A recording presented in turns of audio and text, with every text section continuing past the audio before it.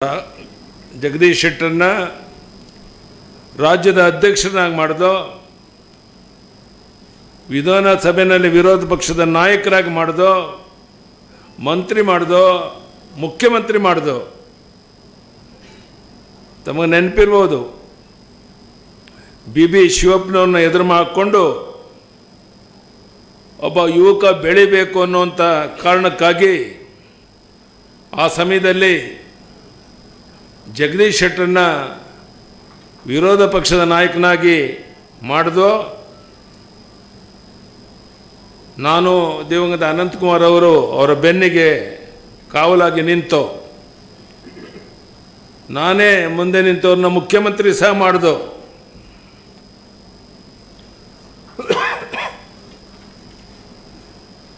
ನರೇಂದ್ರ ಮೋದಿಯವರ ನೇತೃತ್ವದಲ್ಲಿ ದೇಶ ಮುನ್ನಡೆಸ್ತಾ ಇರುವಂಥ ಈ ಸಂದರ್ಭದಲ್ಲಿ ಅವ್ರ ಜೊತೆ ಹೆಜ್ಜೆ ಹಾಕೋದಂಥದ್ದು ನಮ್ಮೆಲ್ಲರ ಜವಾಬ್ದಾರಿಯಾಗಿತ್ತು.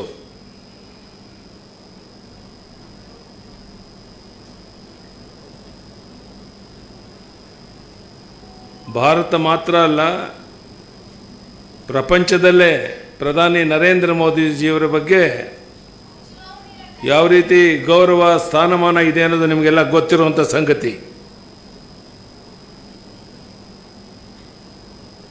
ಇಂತಹ ಸಂದರ್ಭದಲ್ಲಿ ಜಗದೀಶ್ ಶೆಟ್ಟರ್ ಅವರ ಹೇಳಿಕೆ ಮತ್ತು ನಿರ್ಧಾರ ಅವರು ನಂಬಿಕೊಂಡಂಥ ವಿಚಾರಕ್ಕೆ ತದ್ವಿರುದ್ಧವಾಗಿದೆ.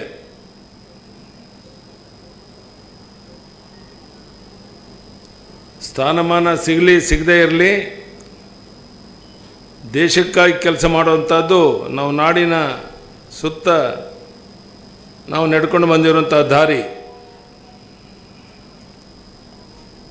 ಮಾನ್ಯ ಜಗದೀಶ್ ಶೆಟ್ಟರ್ ಅವ್ರನ್ನ ಇವತ್ತು ರಾಜ್ಯದ ಜನತೆಗೆ ಗುರುತು ಮಾಡಿದಂಥದ್ದು ಭಾರತೀಯ ಜನತಾ ಪಾರ್ಟಿ. ವ್ಯಕ್ತಿ ಎಷ್ಟೇ ದೊಡ್ಡವನಾಗಿದ್ದರೂ ಸಹ ಪಕ್ಷದ ಬೆಂಬಲವಿಲ್ಲದೆ ದೊಡ್ಡವನಾಗಕ್ಕೆ ಸಾಧ್ಯ ಇಲ್ಲ. ಮುಖ್ಯಮಂತ್ರಿಯಾಗಿ ಎತ್ತರಕ್ಕೆ ಬೆಳೆಯೋಕ್ಕೂ ಸಾಧ್ಯ ಇಲ್ಲ. ನಮ್ಮ ಧರ್ಮೇಂದ್ರ ಪ್ರಧಾನ್ ಅವರು, ಪ್ರಹ್ಲಾದ್ ಜೋಶಿ ಅವರು ಸ್ವತಃ ಜಗದೀಶ್ ಶೆಟ್ಟರ್ ಮನೆಗೆ ನೆನ್ನೆ ಹೋಗಿ ಕೇಂದ್ರದಲ್ಲಿ ಬೇಕಿದ್ರೆ ನಿಮ್ಮನ್ನು ರಾಜ್ಯಸಭಾ ಸದಸ್ಯರು ಮಾಡಿ ಮಂತ್ರಿ ಬೇಕಾದ್ರೂ ಮಾಡೋಣ, ಇಂಥ ಸಂದರ್ಭದಲ್ಲಿ ಬೇರೆ ನಿರ್ಧಾರವನ್ನು ನೀವು ತಗೊಳ್ಬೇಡಿ ಅಂತೇಳಿ ಮಾತನಾಡಿ ಬಂದರು. ಬಹುಶಃ ನಾನು ಆ ಭಾಗದ ಜನರಿಗೆ ಕೈ ಜೋಡಿಸಿ ಪ್ರಾರ್ಥನೆ ಮಾಡ್ತೇನೆ, ಈ ರೀತಿ ಕೇಂದ್ರದ ಸಚಿವರಾಗಿ ಮಾಡ್ತೇವೆ ಬನ್ನಿ ಅಂತ ಹೇಳಿದ ಮೇಲೂ ಸಹ ಹಠ ಮಾಡಿ ಕಾಂಗ್ರೆಸ್ ಪಕ್ಷದ ಜೊತೆ ಕೈ ಜೋಡಿಸೋಕೆ ಹೊರಟಿರುವಂಥದ್ದು ಅಕ್ಷಮ್ಯ ಅಪರಾಧ. ಯಾವ ಕಾರಣಕ್ಕೂ ನಾಡಿನ ಜನ ಇದನ್ನು ಕ್ಷಮಿಸಕ್ಕೆ ಸಾಧ್ಯ ಇಲ್ಲ. ನಾವೇನು ಕಡಿಮೆ ಮಾಡಿದ್ದು ಜಗದೀಶ್ ಶೆಟ್ಟರ್ಗೆ? ಎಲ್ಲ ಸ್ಥಾನಮಾನವನ್ನು ಕೊಟ್ಟಿದ್ದೇವೆ. ಆದರೂ ಸಹ ಈ ರೀತಿಯ ನಿರ್ಧಾರ ಮಾಡದಿರುವಂಥದ್ದು